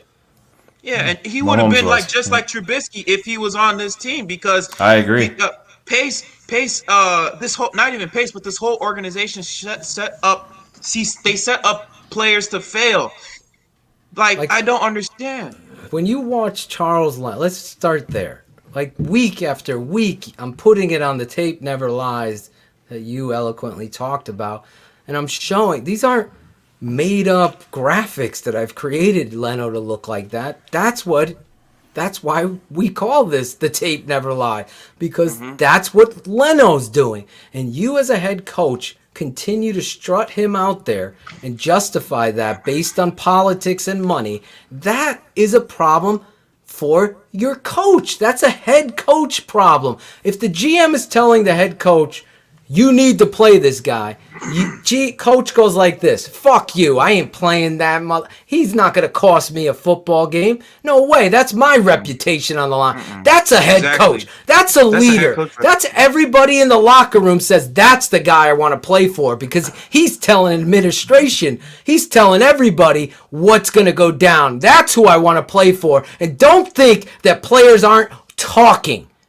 Don't think that they're not saying, oh my God, Leno, holy shit, he's so bad. I can't believe. And they have a defeatist attitude, because like my dad is saying, there's somebody on the bench that could play 10 times better than him just with effort alone. Don't think that that's not disheveling or just completely destroying that kid or that person inside, saying, I don't even get a freaking chance here. I don't even get an opportunity here, because Leno has been given everything. And that's the cultural thing. And it goes everywhere. It goes with, like we said, Javon Wims, with Anthony Miller. You could point all these decisions are all coach. You think Jim Harbaugh, let's use him. I know some people are down on him or whatever, but I just know the man. I know the coach. You think he's going to allow that shit to play? Hell fucking no. He'll be like, put this guy on waivers tomorrow. We're playing the best. And he is, listen, Greg Gabriel, friend of my buddy, now he's with the old network. He said it. If you don't have dissension in a clubhouse when it comes to drafting, analyzing players, then you got a bunch of ass kissers. And all you're going to do is go down the Nagy's wrong the biggest, path. butt kisser. Yeah, you need someone like Shane to say, no, Phil, Johnny Manziel, we're not drafting him because this kid has off the field issues. Phil's just watching the tape. Phil is the coach saying, I'm analyzing this tape. This is great. This kid is a baller. I believe in that. And then guess what? $1 billion business does. They have scouting. They have computer. They got technology. They got advanced interviews. They got private investigators. It's $1 billion business that they can't get right ever. There's no science behind finding a quarterback or finding a pass rusher or a left tackle. So at some point, you got to coach toughness. You got to coach compassion and vulnerability. Every kid comes from a different project, a different street corner, a different hood.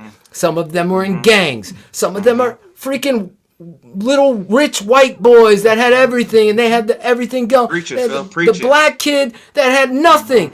You see everybody coming in, and your job as a head coach is to communicate across the board that we are levels, together.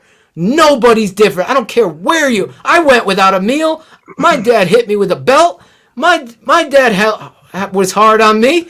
All of you are going to say that. You all have a story. It's important to hear it and believe in it and build it together. And when you got a guy that's a shoe salesman, you'll never get that done. And that's the difference. That's the difference, Kofi. Phil, you deserve an Academy Award for that speech, man, right there. That was a great speech. I appreciate it. It's but the truth. One thing I wanted to say is that Riley Ridley was in the inactives in the IR. We missed our halftime show. Me and Shane, we went ballistic. Where is Shane? I was so mad. I'm like, why is Riley Ridley on the IR? Like, we had to get the Javon Wims back in with his one catch. Put Javon Wims back. His thug love fighting 2 weeks ago, suspended, but no. What did you say? No accountability. No accountability. I got to tell you something. Go I ahead. just want to, everybody that's not a football fan or anything, just try to think about this. Think about your best teacher that you ever had, whether it's a kindergarten teacher, first grade teacher, or high school teacher. They made you accountable. They had discipline. You almost feared them because you wanted to be acknowledged by them. And that's what you got to do. That's the greatest motivator. The other one that everybody forgets about is fear. When you become a family, I used to use this analogy. Who goes into a house that's on fire to save the people? The son of the father, the son of the mother, the daughter of her father. They go in the house because they don't want to lose him. That's fear, but that's motivation. People are not going to be motivated by little taps. You have to make them accountable. And you know something? This happens when you go 2 a days. You develop a family. It's so much work. Right. And you can't take that away. I know these people, these health people and insurance companies and all this other stuff got involved in football, and now we got limitations on what you can do, and it really affects the game, because this is what you need to do. You need to address the physicalness of this game. And if all of you put in the same price, you want to fight because you put too much into it. Exactly. When you put that much into it, you don't let down. And the guy next to you says, you son of a bitch, you better block. That's what happens. That's when you have a real good team. And that's what I want to share with you. And you know why? That's why I like Tom Brady. That's why I like Tom Brady. I mean, even though, I mean, he may be he's one of the greatest. That's why he's one of the greatest quarterback, because he holds his team accountable. Like, he holds his offensive line accountable. Like, if they make a mistake, he's going to go off on him. And that's what I want to see from a team like this. That's what I want to see from a coach that holds his team accountable, that tells them, hey, if you don't block, man, you're going to be put on that bench. Because it's just like what you said. Like, if you don't have, is it like fear? If you don't have fear and you don't have accountability, then you're not going to do anything. All right. I totally agree. You're I right. think Otis is right in the chat. I get a little emotional hearing my dad speak because I'm not That gonna made me lie. emotional too a little bit I hearing can't that, get. man. Hey, he's going into surgery tomorrow. I worry about him. Well, And first of all, let I'm me worried correct about this. Let thing. me correct him. What? I'm not going in for surgery. The doctor told me when you open the heart up, that's surgery. Yeah. They're going through my groin, and they're going up there with a. Well, it's close to your private areas. So that's surgery to me. But anyway, that's how they do it. They're replacing a valve Mm-hmm. on my heart, and they go up there with a cow's valve, and they put it right over it, and they go up the other groin with the other instrument to put it on. It's Right. amazing. It's amazing. People like me would never live. Well, Yeah, I'm going to be keep you in prayers. I'm going to keep you in prayers, Coach Toshin, because thank you. I mean, to me, I mean, like you're a big inspiration to me and to all the people out here in TTNL, and you should be a big inspiration to everybody because of like that. When I hear you speak, I think of like, man, like just kind of like a head coach to me, like when I was playing basketball, and he Yeah. was just giving us like motivation because it always takes that one person. It always takes that one person to drive that team, and that could be the deal breaker. It could really be the deal Without a breaker doubt. on how the Without a season's doubt. gonna go. Well, I appreciate you, Kofi, coming on Yeah, here. that's nice of you to talk that way. Well, my dad Yeah. appreciates all I of the appreciate love. both of you guys. I appreciate all three of you guys, man. Y'all are a big inspiration. Thanks, Like man. 100. This is like real talk. I'm keeping it 100. That's why you're on this show. Shane right. is That's what we're picking all some about. great guys here to come on today. Sonny and you have brought passion. This network is defined by people like that. I told Shane, you know what? At this point, I don't give a shit about a troll or anybody. I want change. I want what's best for what people don't even understand what's best for them. I'm fighting on the front line, talking to people like David Kaplan and former player and Olin Kreutz and these people that love this team, and we want the change. We want to put the right person. I'm not peddling or begging for money. I'm trying to make something change so everybody can understand what it's like to be a Patriots fan and win and have a dynasty and understand Exactly. how you go out of your house and you're proud of the team that you cheer for. Except I'm at BJ's in the deli line and I got people laughing that you got a team that's going to lose to Detroit today. Are you going to beat Detroit today? With their eyebrows raised. Because that's the reality of where the Bears have been built by Pace on down. And we could point so many fingers, but only thing is, when one tire's flat, you gotta freaking put the donut on. Where do we it, and point the that's where it finger? starts. Where do we point the finger first, Phil? You always Ownership. point the finger at ownership.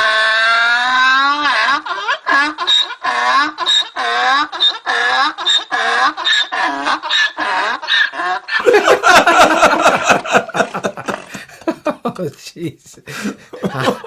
Oh, boy. I was wondering what you were doing back there. You're up to something.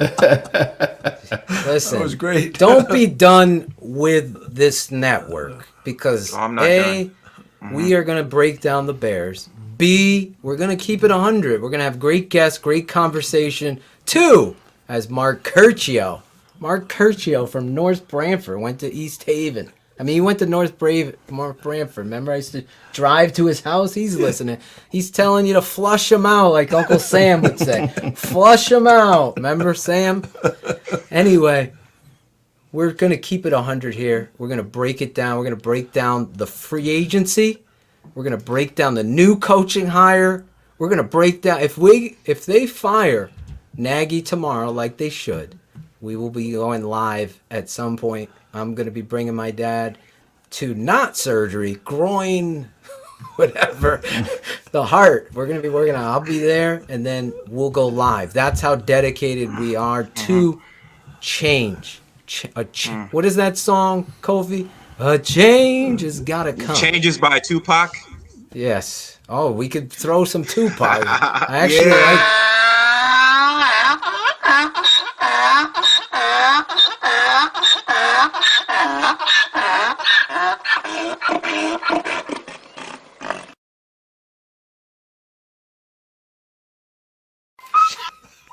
Shane. Everything good? I thought you were gonna play Tupac changes. He's not that was good. close. He's not that good. Only Not Claudio that fast, man. Everybody goes through changes. You got changes by David Bowie. Change the way you eat. So many. We're not playing any music on this show that we don't own copyrights to. Not today. But on Wednesday, we'll be back to work on Wednesday night on Keeping It 100 on the Tape Never Lies Network. This show right here, if you can't watch it live, Shane always will post it. We've confronted this issue that we had with the copyright. I'm not going to go deep into it again, but we are fighting that to get it. I know how YouTube is. Yeah, it's so ridiculous. So we will be back. BHL, however, will be up there. Shane, I appreciate you doing that and working hard. There's so many things that, and I'm not trying to sound like a broken record, but there's so many things that go on behind the scenes that try to make this show go the way it is. We had upwards of 700 and something people without our YouTube channel, for God's sake. They're just listening, and patrons, you guys have been the best. I will say right there, go to thetapeneverlies.com, $7 a month before December 31st. Like I said, we're going to be breaking down everything in the off season. It's probably going to be better than this because we're going to have fun, but we're also going to be breaking down the draft and where the Bears are going to pick. Do they take a quarterback? Is it an offensive tackle? Who's the new head coach? We're going to have coaches on. We're going to have agents, NFL agents, people in the league, NFL Network. I'm working on a few guys to come on the show. I'm not going to say any names, but big names on that network. We're getting recognized for what we're doing here because, Kofi, what you said, we're keeping it 100. We're keeping it 100. Can I say one more thing before Absolutely. I leave?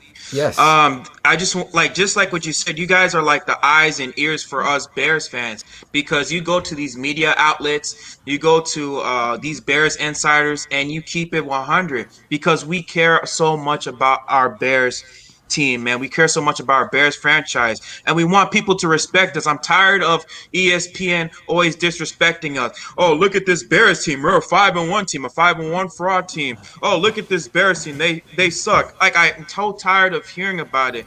And so that's why I appreciate you guys because you guys take the politics out of Bears football and you bring the heart and soul into this team, and that's what we need. We don't need no soft Care Bears politics, bubblegum, Bubby Gare, Bears team. We need the monsters of the midway back, man. And that's what I want from this team, to be the tough blue collar team that they are for this franchise. And I'm sick and tired of hearing about Aaron Rodgers. I'm sick and tired of hearing about these other teams, man. They need to bring Chicago Bears. They need to put Chicago Bears on the map. And that's all I got to say, guys. And I appreciate you guys for having me on. And keep it in 100, man. Keep it 100. You kept it 100. Thanks, Kofi. Thanks for coming on. Obviously, you got the passion and the pride. I love it. Keep talking. DM me. We got to get some swag on you, some TTNL swag. Yeah, I need a TTNL shirt, man. Hell yeah, man. This shirt says fight for what is right, and the Bears are not doing what's right, so. Well, thank you for coming on, keeping it 100 with us on the Bears Hour Live. Bears Hour Live. Kofi, what a great fan. You guys got to give it up for Kofi. He's always keeping it 100. Look who we got in the chat, Shane. He's already ready. Former Bear right there, Lemuel Stinson. He'll be on the show. Love it. This Wednesday. Lemuel Stinson. I don't want to get into my stories. I see him there watching us. I'm saving it for Wednesday as we introduce him on our networks. Some young millennials don't know who Lemuel is, but he and Donnell Wolford playing with a young Jim Harbaugh. Who could give an endorsement of Jim Harbaugh better than Lemuel, who played against him every day in practice? So it's going to be fun. I appreciate you jumping in here, Lemuel, and watching what we do here. This is the locker room. This is the Draft Dr. Phil, Shane, the smartest man locker room. I got my dad here. Usually he's in Rhode Island, but we are all together now. And that's really the opposite of the BU culture. I love you fans that have listened in here. We're coming on an hour and 44 minutes. We try to keep this show under 2 hours. That makes my wife happy. We're going to keep it up under an hour and 45 today, though, aren't we, Phil? Yes, we are. I just want to get your final thoughts before we go. I don't want to miss on anything. And I really want to thank the people in the chat bringing your passion, bringing your energy. We love you guys, Jamie Briggs, and so many of you. There's so many to thank, so many of you guys in this environment of negativity. This show becomes an outlet or a source, a resource of positivity and compassion, being vulnerable. My dad made me get teary-eyed today, listening to him talk about accountability and about going the tough road. So, Shane, your final thoughts, then I'll leave it to my dad and I'll shut up. I think you know where I'm going to go, but I've said it 100 times today. I think you have to send a message to the fans and the players and send a message as this franchise tonight. I think somebody's head's got to roll tonight to let them know that this showing today was unacceptable. You know, to me, I would start with Nagy. You know, you make that move. Then the next question is, are you going to turn it over to? I'm sure the next guy in line is going to be a coach that we're not happy with either. Is Chuck Pagano would be I'm sure named the interim head coach. But at this point, I mean, you have nothing to lose at 5-7. So you have to send a message. The franchise has to hold these guys accountable. You know, the coach isn't going to hold players on the roster accountable. So hopefully George is pissed off enough that he's going to walk down to Matt Nagy's office tonight and have a long talk with him and help him pack his bags. I agree. I'm going to let you speak last, okay? Go ahead. I'm going to say this. You know, I sat there today with my son, and my wife and my mom fell asleep on the couch while me, my son, and my dad watched this football game with our notepads out, with our eyes perked on this TV. It's Soldier Field in silence, no fans. There's a different environment. But the reality is the game is still played the same. Don't let COVID and all of the distractions ruin the reality of the truth or make it a place for somebody or an organization to hide behind. Everybody's dealing with COVID.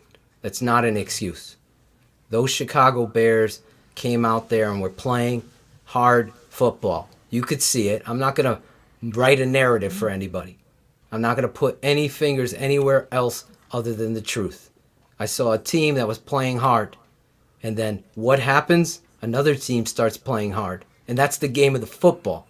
And when the game is on the line and the coach has to take ownership and control in situational football to put your team in the best position to win the football game, he pisses down his leg every time. Whether it be personnel usage or play calling. He doesn't get it.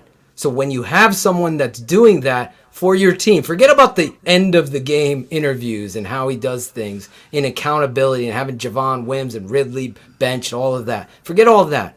At the end of the day, the X's and O's will never win a game of football no matter what. It's what my dad talked about. Getting on the goal line.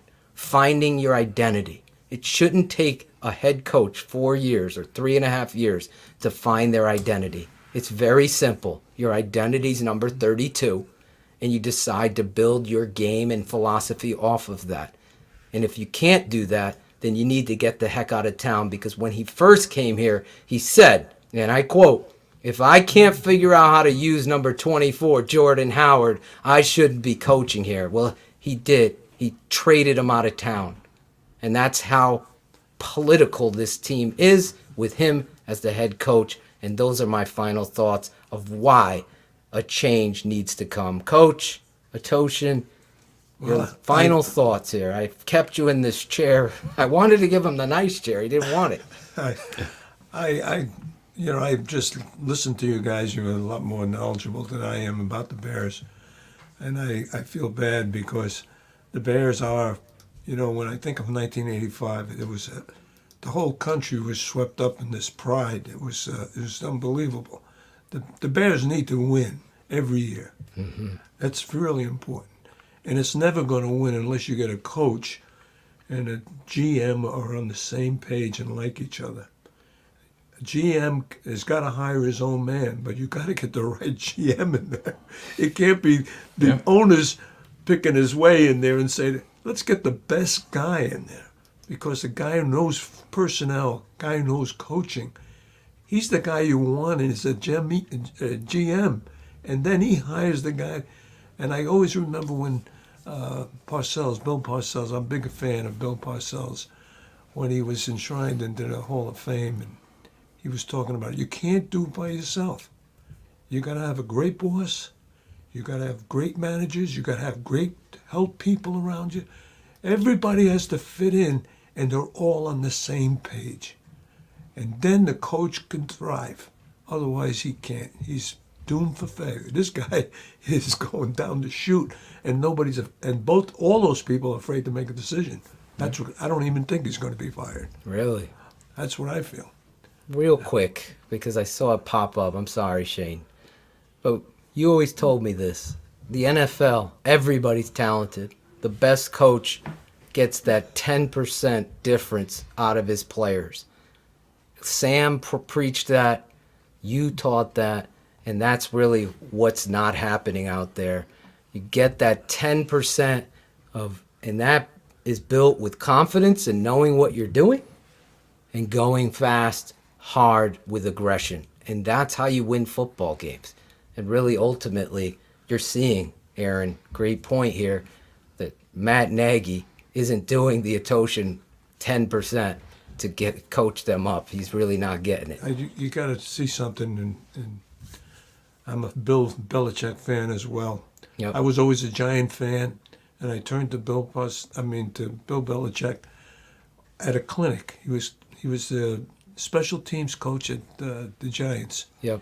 And he came in there and he was talking about special teams, and I said, I had my pad, and I just stuck it under my desk, I was sitting at, and all of a sudden he started talking. It took 5 minutes, and I took that pad out. I took about 10 pages of notes. That year we blocked 7 punts in 1984. Yeah. Unbelievable. This guy is a tremendous coach, and I became a fan of his, and I followed, Yeah. It was like a story a storybook story with Brady, his second year being the quarterback that brings him to Super Bowl. Right. It was incredible. And he was there for 20 years, and just think about it. I'm still a fan of his, but I realize he's got limitations. He's not Mahomes, but he's a great quarterback. Oh, he's the GOAT. He's the best to ever do it. But on that note, you're going to find out that you're going to get that, because you got to get the right guy and the right boss. Yes. Because the boss. We're going to break it down here. And I've been suffering with this football team with corporate hires forever. And you can talk about Ernie Accorsi and that story on another show, Dad. We'll talk about what Sam had to say about Ernie Accorsi on another show. So, all right. Okay. Shane. Yeah, we're wrapping it up. Wrap it up here. We'll see you guys next week on Keeping It 100. I hope so. Coach, we got you. Praying for you, and I'll keep all of the fans posted on what's going down. Okay. Guys, have a great night. See you later, everybody. This. Thank you for watching Bears Hour Live, the best post-Bears game show on the planet, on the Tape Never Lies Network.